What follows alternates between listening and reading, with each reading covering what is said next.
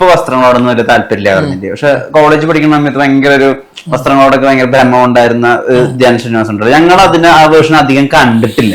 അതായത് നമ്മള് തിര തുടങ്ങി കഴിഞ്ഞിട്ട് പിന്നെ ഉള്ള പടങ്ങളിലൊക്കെ ആ പടത്തിന് പ്രൊമോഷൻ വരുന്ന ഒരു ധ്യാനല്ലേ കണ്ടത്. അപ്പൊ ശരിക്കും ആ വസ്ത്രങ്ങളോടൊക്കെ ഭ്രമം ഉണ്ടായിരുന്നു. ഭയങ്കര ഫാഷൻ ഇൻസ്റ്റ ആയിട്ടുള്ള ഒരു ധ്യാൻ. അതെങ്ങനെയായിരുന്നു ശരിക്കും? ഹെയർ സ്റ്റൈലോട്ടൊന്ന് പറഞ്ഞു തന്നെ. ഇതിന്റെ 2-3 കാര്യങ്ങൾ ആ കാലത്ത് സ്വാഭാവികമായിട്ടും നമ്മൾ ആർക്കും അറിയില്ല. ഓക്കെ, ആർക്കും അറിയില്ല. നമ്മുടെ കോളേജിൽ അനോണിമിറ്റി ഉണ്ട്. ആർക്കും ഞാൻ പഠിച്ചിരുന്ന കോളേജിലൊന്നും നമ്മൾ ആർക്കും അറിയില്ല.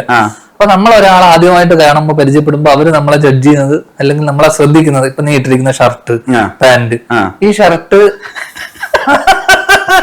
ഷർട്ടും ഈ പാന്റും ഇട്ടിട്ട് നീ ഇപ്പോ ഇവിടെ തന്നെ ഇറങ്ങി പോകും. ഓക്കെ, നിന്നെ പ്രത്യേകിച്ചായിട്ടൊന്ന് ശ്രദ്ധിക്കാനോ ഒരു അതാണ് പറഞ്ഞത്. ഞാൻ നിന്നെയാണ് കാണുന്നത്. അപ്പൊ ഇങ്ങനെ ഒരു വേഷം ഇട്ടിട്ടാണ് ഞാനൊരു ചെന്നൈയിലുള്ള ഒരു മോളിലോ അല്ലെങ്കിൽ ഒരു സിനിമ കാണാൻ പോവോ അല്ലെങ്കിൽ ഒരു ക്ലബിലോ അല്ലെങ്കിൽ സ്കൂളിലോ കോളേജിലോ എവിടെ പോവാണെങ്കിലും എന്നെ ആരും ശ്രദ്ധിക്കില്ല. പോയിട്ട് അവരൊക്കെ ഡ്രസ്സിങ് സെൻസ് ഇല്ലാത്ത ഒരു ഇതും ഇല്ലാത്ത ഒരു തോന്നും. നീ ഇട്ടിരിക്കുന്ന ചെരുപ്പായിക്കോട്ടെ നിന്റെ ഇതായിക്കോട്ടെ ശ്രദ്ധിക്കില്ല. അപ്പൊ അന്ന് എനിക്ക് ആ അറ്റൻഷൻ എനിക്ക് ആവശ്യമായിരുന്നു. കാരണം അന്നത്തെ ഞാൻ തൽപരാശിയായിരുന്നു. കാരണം വെച്ചാൽ നിന്റെ ആക്ഷനിൽ തന്നെ ഉണ്ടായിരുന്നു. എന്ത് കാര്യത്തിൽ ഒരു കാര്യമല്ലേ ഉള്ളൂ ആ കാലത്ത് നമ്മൾക്ക് ചിന്ത. അതെ, ഒറ്റ ചിന്തയുള്ളൂ. ഓപ്പോസിറ്റ് സെക്സിനോടുള്ള അട്രാക്ട് ചെയ്യിപ്പിക്കുക. ഓക്കെ, അപ്പൊ നമ്മൾ സ്വാഭാവികമായിട്ടും കാണാൻ ആ സമയത്ത് ഞാൻ വലിയ തിരക്കേടില്ലാത്തൊരു സമയമായിരുന്നു. അത്യാവശ്യം ഫിറ്റ് ആയിരുന്നു, പരിപാടിയായിരുന്നു. അത്യാവശ്യം നന്നായി സംസാരിക്കും. അപ്പൊ തന്നെ കുറച്ച് ഡ്രസ്സും കൂടെ അറിഞ്ഞിട്ട് കഴിഞ്ഞാൽ നല്ല വൃത്തിത്തിൽ നടന്നു കഴിഞ്ഞാൽ നല്ല ഷൂസും ഇത് ഇട്ട് കഴിഞ്ഞാൽ ഒരു അറ്റൻഷൻ. ബ്രാൻഡ് ഒക്കെ പിടിച്ചിട്ടായിരുന്നു. എന്ന് വെച്ചാൽ അന്നത്തെ നമുക്ക് അഫോർഡ് ചെയ്യാൻ പറ്റുന്ന തരത്തിലുള്ള നമുക്ക് അഫോർഡ് ചെയ്യാൻ പറ്റുന്ന ടീഷർട്ട്, ഷൂ, ലിവൈസ് ഉണ്ട്. അന്ന് ഹെയർ സ്റ്റൈൽ ഇപ്പൊ എങ്ങനെയാ? ഹെയർ സ്റ്റൈല് ഭയങ്കര വലിയ വ്യത്യാസമൊന്നുമില്ല. ഞാൻ ഇത്രയും നീളത്തിൽ മുടി വളർത്തിയിട്ടുണ്ടായിരുന്നു. ഒരു സമയത്ത് സ്റ്റഡൊക്കെ അടിച്ചിട്ടുണ്ടായിരുന്നു. ഭയങ്കര ഉള്ള ലുക്കായിരുന്നു. പക്ഷെ അതിലും ഒരു ഫാൻ ബേസ് ഉണ്ടായിരുന്നു ഒരു കാലത്ത്.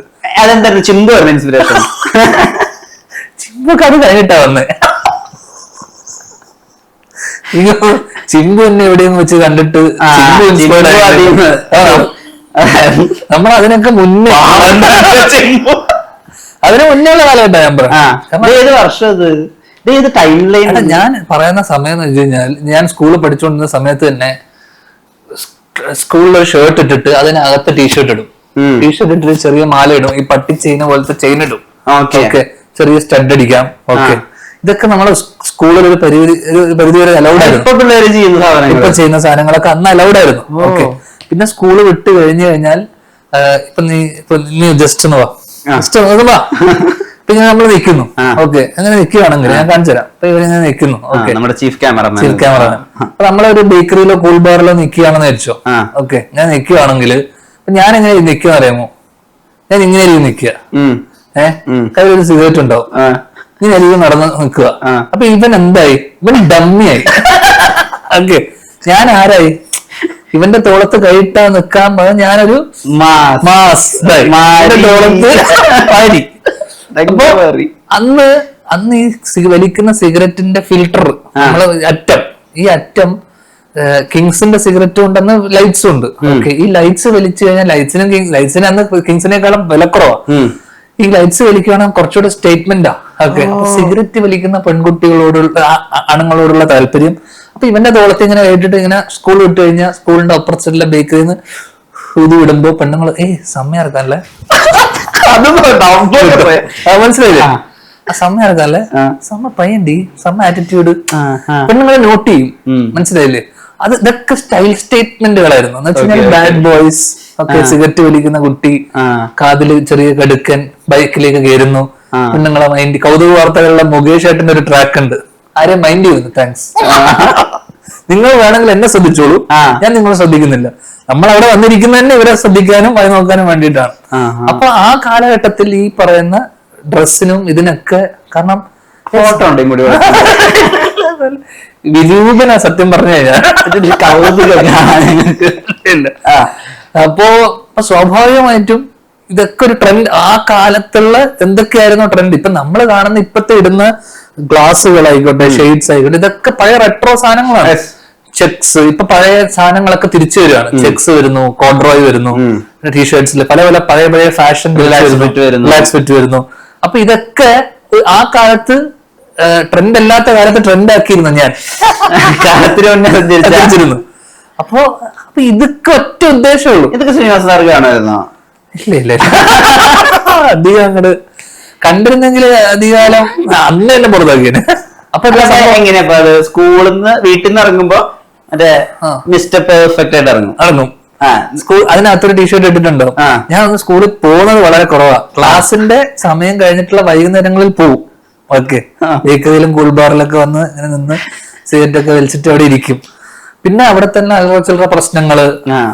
അതിൽ എനിക്ക് ഓർമ്മയുള്ള ഒരു സംഭവം എന്ന് വെച്ചാൽ എന്റെ ക്ലാസ്സില് A section, B section, C section ഒക്കെ ഉണ്ടല്ലോ. അപ്പൊ ഈ സി സെക്ഷനിലുള്ള ഒരു അന്നത്തെ ഒരു ഗ്യാങ് ലീഡർ ഉണ്ട്. എല്ലാ ക്ലാസ്സിലും ഒരു ഗ്യാങ് ഉണ്ട്. ഓക്കെ, സ്കൂളൊക്കെ എന്ന് വെച്ച് കഴിഞ്ഞാൽ പല പല ഗ്യാങ്ങും ഗ്രൂപ്പുകളൊക്കെയാ. അപ്പൊ എനിക്കൊരു ഗ്യാങ് ഉണ്ടായിരുന്നു, പെഗസിസ് എന്നാണ് എന്റെ ഗ്യാങ്ങിന്റെ പേര്. എന്താണ് പെഗസിസ്? പെഗസിസ് എന്ന് വെച്ചാൽ ഫ്ലൈയിങ് ഹോഴ്സ്. അവന്റെ ഗ്യാങ്ങിന്റെ പേര് ലിവിങ് ഫോസിൽസ്.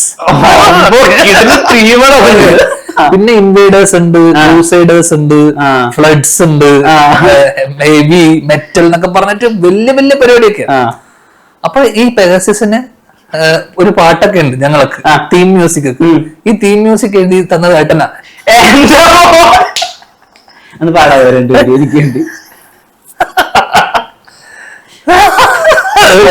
തുടക്കം ഞാൻ പറയാം. Walking on the ramp is the big mouth dance gonna rock and roll and petrify you guys on the floor. Wow! That is good. Rocking. Rocking. ഇത് പാട്ട് എഴുതി തന്നത് എന്റെ ചേട്ടനാ. ആലോചിച്ചത് പുള്ളി കൂളസ്റ്റ് ആയിട്ടുള്ള മനുഷ്യനാണോ? പുള്ളി അന്ന് ഈ ഞാൻ പോയിരുന്ന സ്കൂൾ വാനുണ്ട്. ഞാൻ ഒരു 7ാം ക്ലാസ് 8ാം ക്ലാസ് വരെ സ്കൂളിൽ പോയിട്ടുള്ളൂ. 9ാം ക്ലാസ് തൊട്ടിട്ട് വണ്ടി കാറിലും പിന്നെ കാർ ഓടിച്ചൊക്കെയാ പോയത്. എന്നാൽ അവിടെ ചെന്നൈയിൽ പിന്നെ ലൈസൻസും മറ്റേ ഇതൊന്നും ഇല്ല.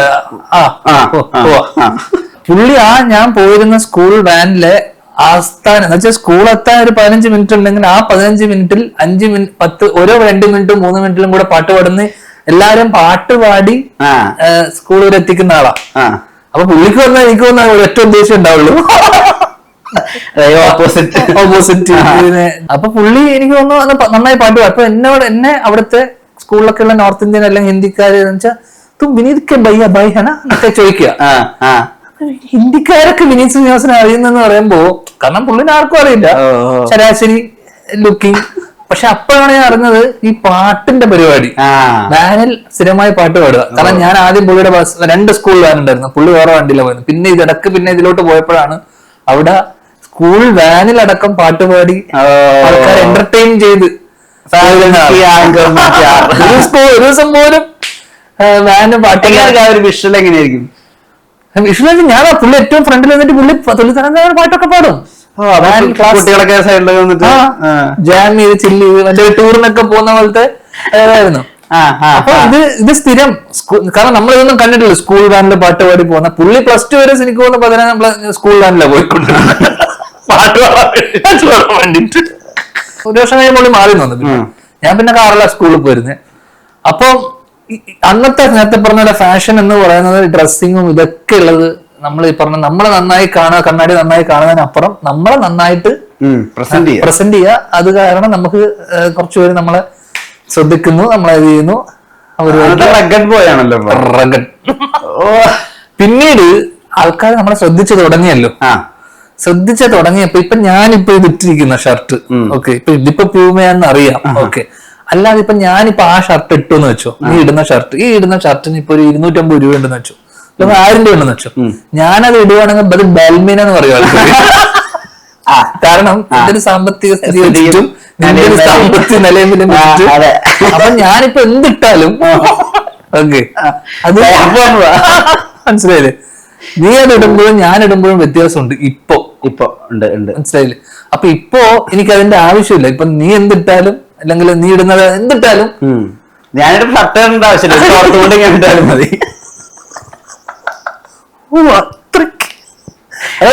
ഞാൻ കഴിഞ്ഞ ഒരു സ്ഥലത്ത് പറഞ്ഞു, ഞാൻ വേണമെങ്കിൽ ഇതെല്ലാം ബഹിഷ്കരിച്ചാലും ഞാൻ നമ്മള്. അപ്പൊ ഇപ്പൊ ഞാൻ ആഗ്രഹിക്കുന്ന ഈ അറ്റൻഷൻ ഒന്ന് കുറയ്ക്കാൻ വേണ്ടിട്ടാ.